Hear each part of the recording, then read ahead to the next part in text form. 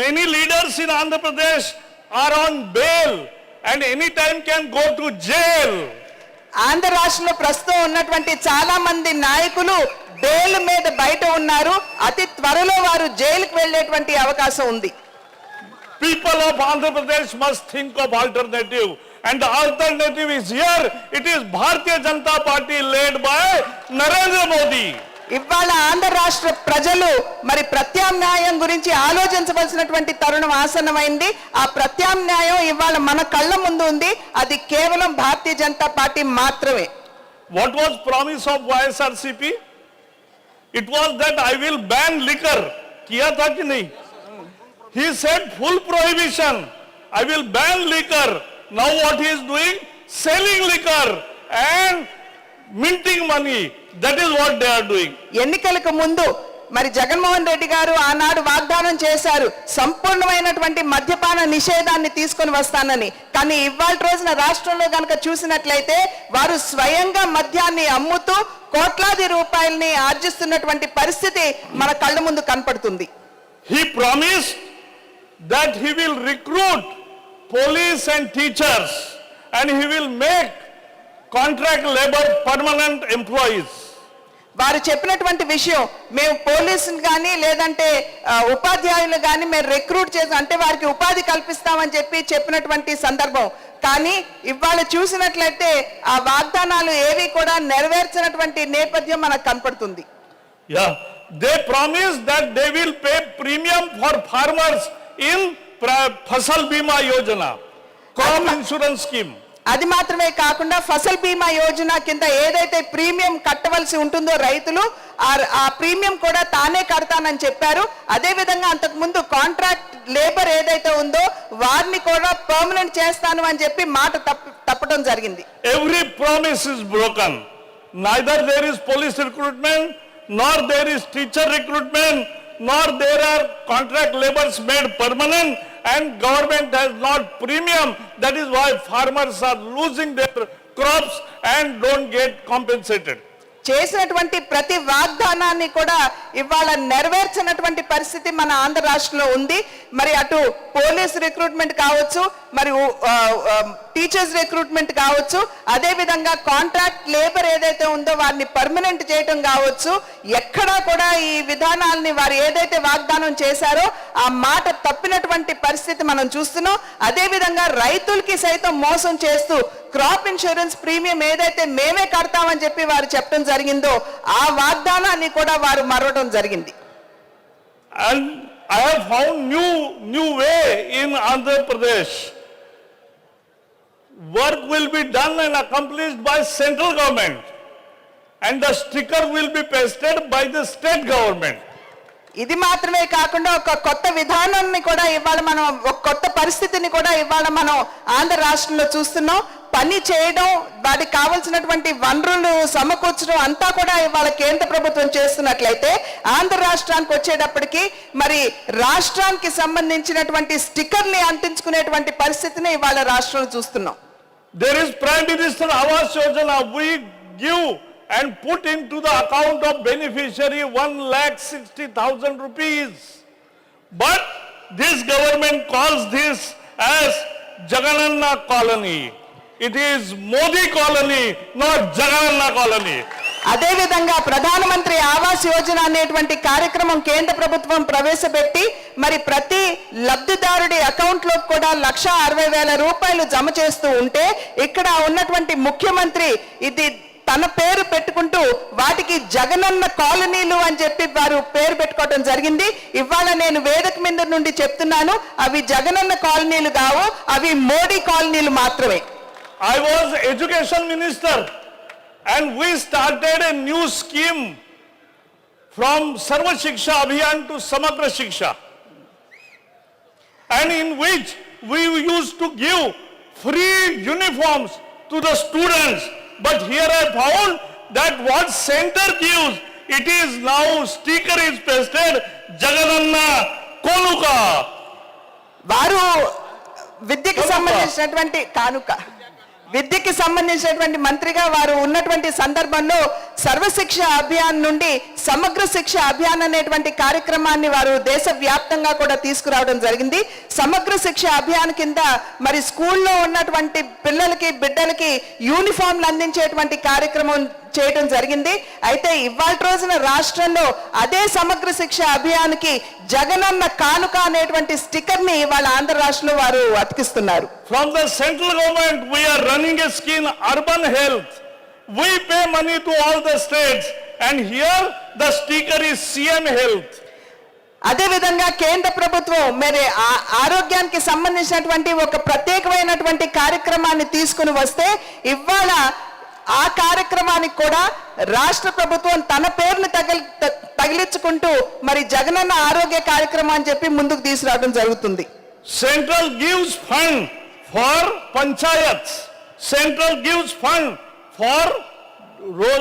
for employment guarantee scheme. Central government gives funds for roads, and central government gives funds for drip irrigation. All such funds given by central are diverted in Andhra Pradesh. ఇవాళ ఆంధ్ర రాష్ట్రంలో వేసేటువంటి రోడ్లు కావచ్చు, అదే విధంగా జరుగుతున్నటువంటి నిర్మాణాత్మకమైనటువంటి కార్యక్రమాలు కావచ్చు, ఎన్ఆర్ఈజీఎస్ కింద వచ్చేటువంటి ప్రతి పైసా కూడా ఇవాళ కేంద్ర ప్రభుత్వం ఇస్తున్నటువంటి నేపథ్యం.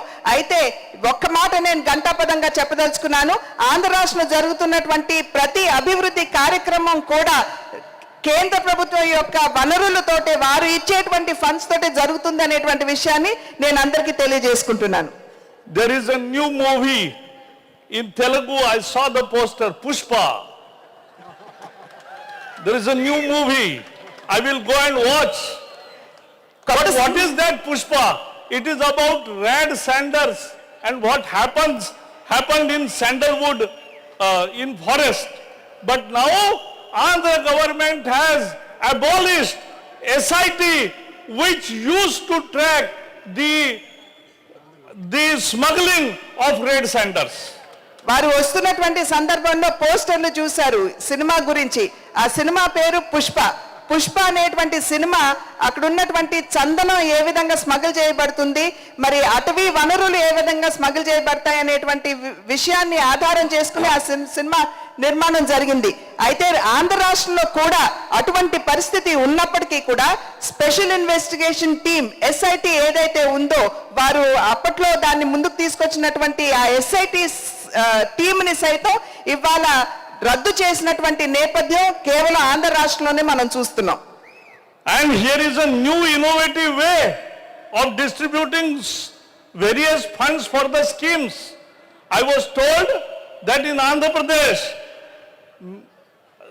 hundreds of thousands of volunteers are appointed to distribute cash of the pension going in the home, and they give cash in the home. ఇవాళ ఆంధ్ర రాష్ట్రంలో ఒక కొత్త విధానాన్ని మనం చూస్తున్నాం. మరి వేలల్లో ఇవాళ ఆంధ్ర రాష్ట్రంలో వాలంటీర్స్ అనేటువంటి ఒక కార్యక్రమాన్ని చేపట్టి డైరెక్ట్ గా డబ్బు తీసుకుని వెళ్ళి ఇళ్లకి సరఫరా చేసేటువంటి కార్యక్రమాన్ని ఇవాళ మనం ఆంధ్ర రాష్ట్ర వ్యాప్తంగా చూస్తున్నాం. And what central government is doing? Modi ji is giving benefit to the beneficiary, direct benefit transfer in their accounts, and we have eliminated corruption throughout the country. And let me tell you with pride that we have credited 20 lakh crores in the accounts of beneficiaries. ఇవాళ కేంద్ర ప్రభుత్వంలో చేస్తున్నటువంటి అంటే వారు చేపట్టినటువంటి విధానాన్ని గనక మనం చూసినట్లయితే ప్రధాని నరేంద్ర మోడీ గారు డైరెక్ట్ గా బ్యాంకుల ద్వారా డైరెక్ట్ బెనిఫిట్ ట్రాన్స్ఫర్ అనేటువంటి ఒక కార్యక్రమాన్ని చేపట్టి డబ్బు వారి అకౌంట్ లోకి వచ్చే విధంగా వారు కార్యక్రమాలు చేస్తున్నారు.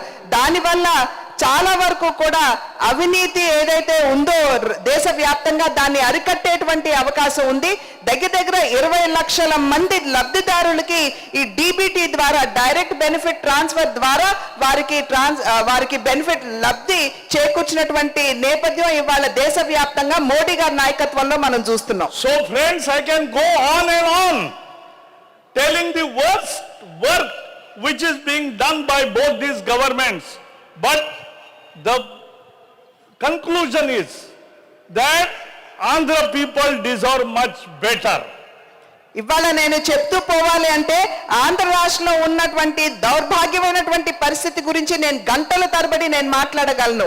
కానీ సమయం లేనందున వలన నేను చెప్పదలుచుకున్నాను, ఆంధ్ర రాష్ట్ర ప్రజలకి ఇవాళ దీనికంటే శుభం మంచి చేకూర్చేటువంటి నాయకత్వం పరిపాలన ఇవాళ ఖచ్చితంగా ఆంధ్ర రాష్ట్ర ప్రజలకి చాలా అవసరం. Modi ji is giving a wonderful leadership to the country. And now Pakistan knows this much better, because when they tried and incurred infiltration and attack by terrorists, Modi ji did not stop anybody but ensured that our Air Force goes and does airstrike in Balakot and goes within the boundary after the international border and does strikes a surgical strike. ఇవాళ భారతదేశానికి ప్రధాని నరేంద్ర మోడీ గారు ఒక చక్కటి పరిపాలన మాత్రమే కాకుండా ఒక దృఢమైనటువంటి నాయకత్వాన్ని కూడా వారు దేశానికి అందిస్తున్నారు.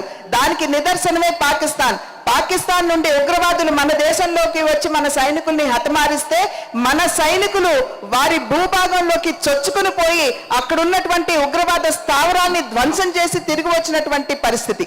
So in democracy, people are the best judges, and I am very sure that they have tried and tested both these parties.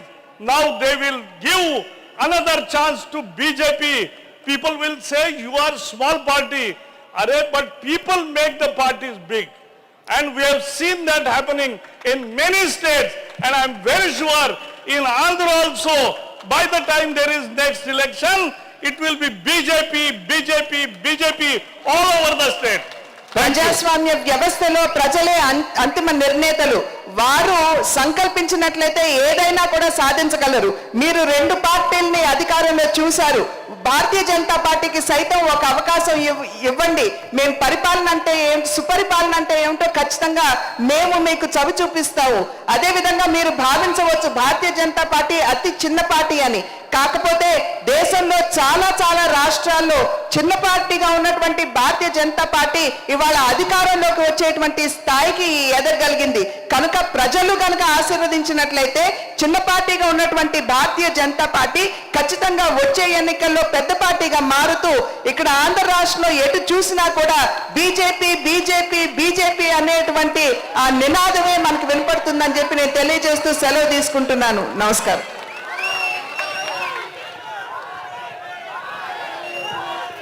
ధన్యవాదాలు.